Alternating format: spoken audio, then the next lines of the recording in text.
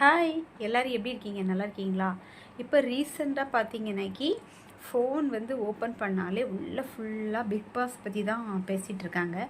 First வந்து நான் TV பார்க்க மாட்டேன். அதனால் எனக்கு வந்து அதை பற்றி ரொம்ப ஒன்றும் ஐடியா கிடையாது. நான் பார்த்ததும் கிடையாது.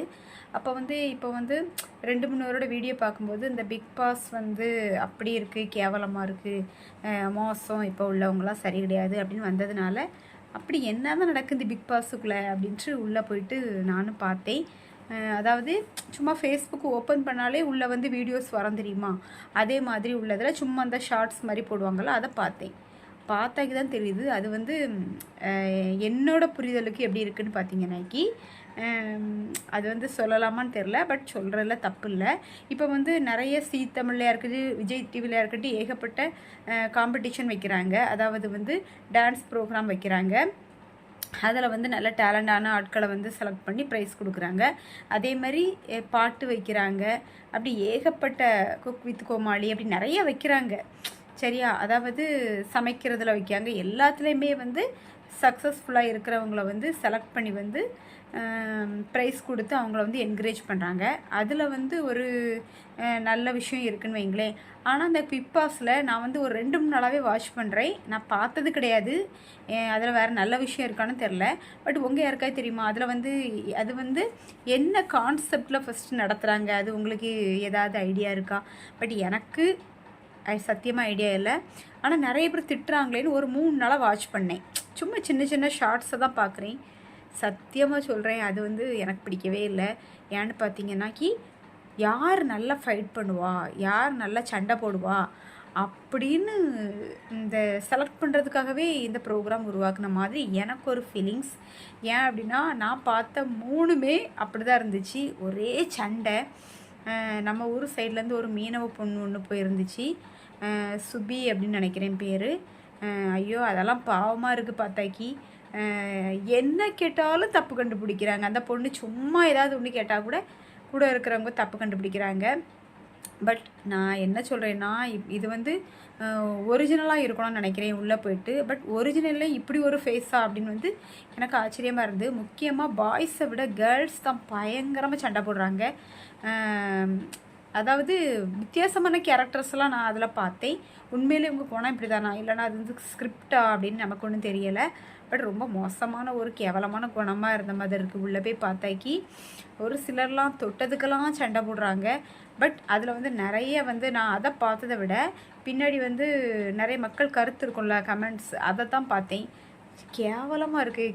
கேவலமாக கமெண்ட் போட்டு விட்றாங்க. பட் அதில் ஒரு 2-3 வந்து நான் இதில் வந்து அட்டாச் பண்ணேன். சரியா? எனக்கு பார்த்த உடனே சிரிப்பு தான் வந்துச்சு. அந்த கமெண்ட்டை பார்த்த உடனே இப்படி மக்கள் திட்டுறாங்களே அப்படின்ட்டு வந்து சிரிப்பாக தான் இருந்துச்சு.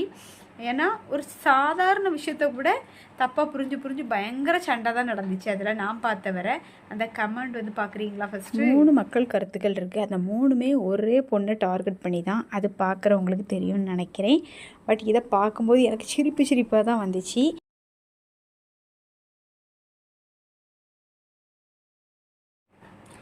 என்னை பொறுத்தளவுக்கு இந்த ப்ரோக்ராம் தேவையே இல்லைன்னு தான் தோணுது. ஏன்னா வந்து நல்ல பொண்ணுங்க கூட உள்ளே போனால் சண்டை போட்டுருவாங்களோ என்னமே தெரியலை.